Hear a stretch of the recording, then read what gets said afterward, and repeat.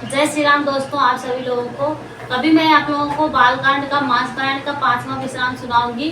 तो बहुत ही अच्छी कहानी है, आप लोग चैनल पर जाकर जरूर पिछली वीडियो देखें। मांसकांड का पहला विश्राम, दूसरा विश्राम, तीसरा और चौथा चैनल पर पड़ा हुआ है। अभी 5वां विश्राम चल रहा है और अभी की जो कहानी है वो भगवान शंकर माता पार्वती को सुना रहे हैं और श्री रामचंद्र जी के अवतार का दूसरा कारण क्या था और इसके आगे की और कहानी क्या है, मतलब रावण का जन्म कैसे हुआ था और कुंभकर्ण के साथ क्या हुआ था, मतलब ब्रह्मा जी क्या किए थे।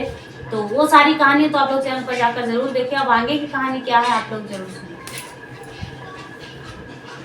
क्षुधा छीन बलहीन सुर सजहि मिलहि आई, तब मरी हाउ की छाड़ी हाउ भली भांति अपनाई।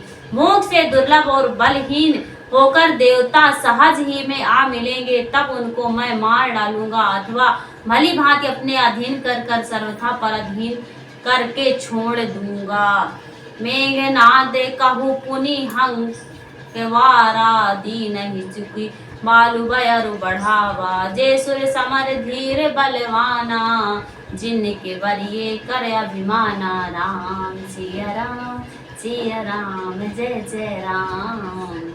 तो फिर उसने मेघनाथ को बुलाया और सिखा पढ़ाकर उसने बल और देवताओं के प्रति वैर भाव की उत्तेजना दी।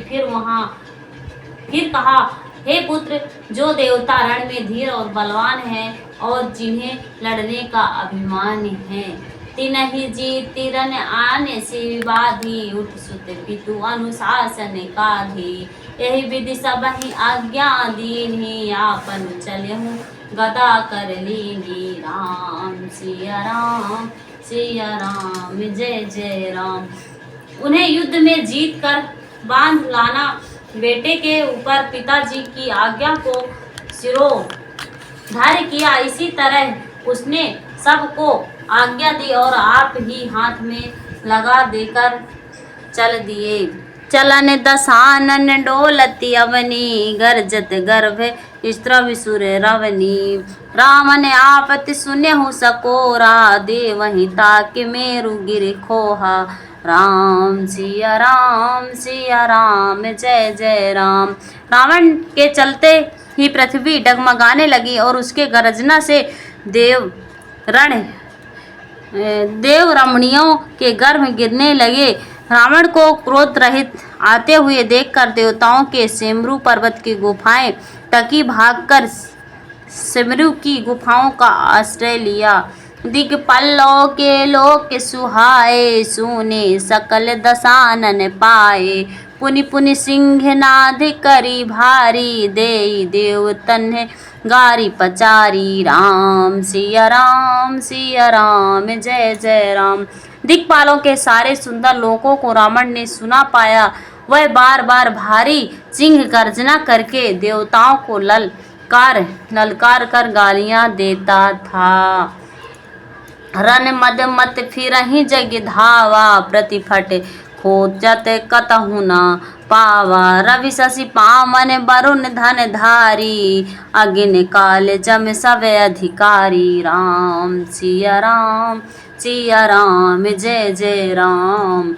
रावण के मद में मतवाला होकर वह अपनी जोड़ी का योद्धा खोजता हुआ जगत में दौड़ता फिरा, परंतु उसे ऐसा योद्धा कहीं नहीं मिला। सूर्य, चंद्रमा, वायु, वरुण, कुबेर, अग्निकाल और यम आदि सब उसके अधिकारी थे।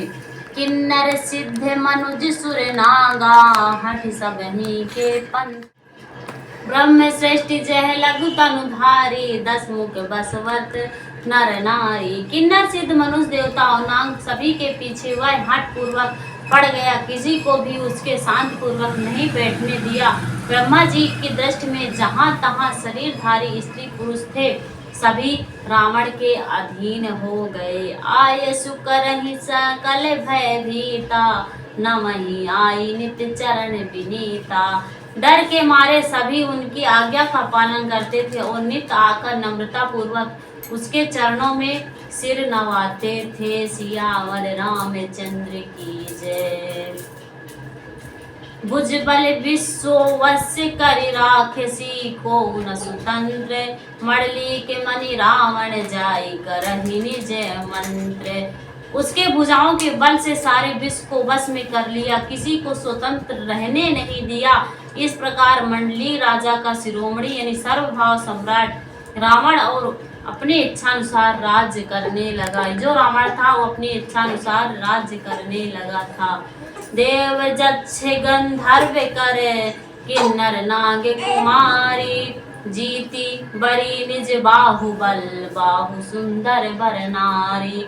देवता यज्ञ गंधर्व मनुष्य किन्नर और नागों की कन्याओं तथा बहुत सी अन्य सुंदरियां और उत्तम स्त्रियों को अपनी भुजाओं के बल से जीत कर ब्याह लिया। मतलब जो रावण था वो देवता या गंधर्व मनुष्य किन्नर और नागों की जो कन्याएं थी अन्य सुंदर सुंदर, उसने अपने भुजाओं के बल से जीत कर ब्याह लिया था। इंद्रजीत सन जो कछु कहूँ सब जानू पहले करी रहूँ। प्रथम ही जिन्ने कहूँ आया सुदीन, हाँ तिन्ने कर चरित सुनहु जो कीना। राम सिया राम जय जय राम। मेघनाथ ने उसने जो कुछ कहा उसे अपने मेघनाथ ने मानो पहले से ही कर रखा था, अर्थात रावण के कहने पर ही देर ही अथवा आज्ञा पालन में तनिक भी देर नहीं की, जिसको रावण ने मेघनाथ से पहले ही आज्ञा दे रखी। उन्होंने जो करतूतें की उन्हें सुनो। देखत भीम रूप सर पापी निश्चर किन्नर देव परितापी। करहि उप्र देव असुर निकाया नाना रूप धरहि कर माया। राम सिया राम जय जय राम। सब राक्षसों के समूह देखने में बड़े भयानक पापी और देवताओं को दुख देने वाले थे। वे असुरों के समूह उपद्रव करते थे और माया से अनेकों प्रकार के रूप धरते थे। जहि विधि होई धर्म निर्मूला, सो सब करहि वेद प्रतिकूला। जहि जहि देश भेजू तुझ पावहि, नगर गाँव पुर लागिया गाँवहि। राम सिया राम जय जय राम। राम सिया राम जय जय राम। जिस प्रकार धर्म की जड़ काटे और वह सभी वेद विरुद्ध काम करते थे, जिस जिस स्थान में वे गौ और ब्राह्मणों को पाते थे उनकी नगर गांव और पुरेवे में आग लगा देते थे। मतलब जिस प्रकार धर्म की जड़ काटते थे, मतलब धर्म की जड़ काट दिए थे और वेद विरुद्ध काम करते थे, और जिन जिन स्थान पर गौ और ब्राह्मणों को पाते थे वहां के नगर और गांव को पूर्वे में जल आग लगा देते थे। सुख आचरण कतहु नहीं होई, देव विप्र गुरु माने न कोई। नरी हरि भक्ति जागे तप ज्ञाना, सपने सुनई वेद पुराना। राम सिया राम जय जय राम। उनके डर से कभी भी शुभ आचरण यानी कि ब्राह्मण भोजन यज्ञ श्राद्ध आदि नहीं होते थे। देवता ब्राह्मण और गुरु को कोई नहीं मानता था। न हरि भक्ति की न यज्ञ ताप और ज्ञान था। वेद और पुराणों और स्वप्न में भी सुनने को नहीं मिलता था। मतलब उनके डर से कभी वो न शुभ कोई काम नहीं करते थे, यानी कि न तो ब्राह्मण को भोजन कराते थे, न यज्ञ करते थे और न ही श्राद्ध करते थे। और वो देवता यानी कि ब्राह्मण और गुरु को कोई नहीं मानता था। न हरि भक्ति थी, न यज्ञ था, न तप था और न ज्ञान था। वेद और पुराण तो स्वप्न में ही सुनते नहीं मिलते थे। जोग भोग विरागा तप मख मांगा, श्रवण सुनाहि दस सीसा। आपन उठी धरहु अरे न पावहि, धरि सब घायल सीखा। असे भ्रष्टाचारा सा संसारा, धर्म सुनहि नहीं काना। तेहि बहुविधि त्रसहि देश निकासहि, जो कहे वेद पुराना। जब योग वैराग और तप यज्ञ में देवताओं के भाग पाने की बात रावण कही कानों से सुन पाता, उसी समय स्वयं वह उठ दौड़ता, कुछ भी रहने नहीं पाता। वह सबको पकड़कर विश्वास कर डालता था, विध्वंस कर डालता था। संसार में ऐसा भ्रष्ट आचरण फैला गया कि धर्म तो कानों में भी सुनने में नहीं आता था, और जो कोई वेद और पुराण कहता था उसको बहुत तरह से त्रास देता और देश से निकाल देता था। मतलब जो लोग वेद पुराण और धर्म को मानते थे, यानी कि पूजा पाठ करते थे, उनको देश से वो लोग निकाल देते थे। बरनी न जाए अनीति घोर, निशाचर जो करही, हिंसा पर अति प्रीत तिनके, पाप ही कवहि मिति। राक्षस लोग जो घोर अत्याचार करते थे उनका वर्णन नहीं किया जा सकता। हिंसा पर जिनकी प्रीति है उनके पापों का क्या ठिकाना है। सियावर रामचंद्र की जय। तो कैसा लगा आप लोगों को, आप लोग जरूर कमेंट करिएगा, और जो लोग चैनल पर नए हैं वो लोग चैनल को जरूर सब्सक्राइब करिएगा। और इसके पहले का जो भाग है मास पारायण का, पहला, दूसरा और तीसरा और चौथा विश्राम, तो आप लोग चैनल पर जरूर जाके देखिएगा।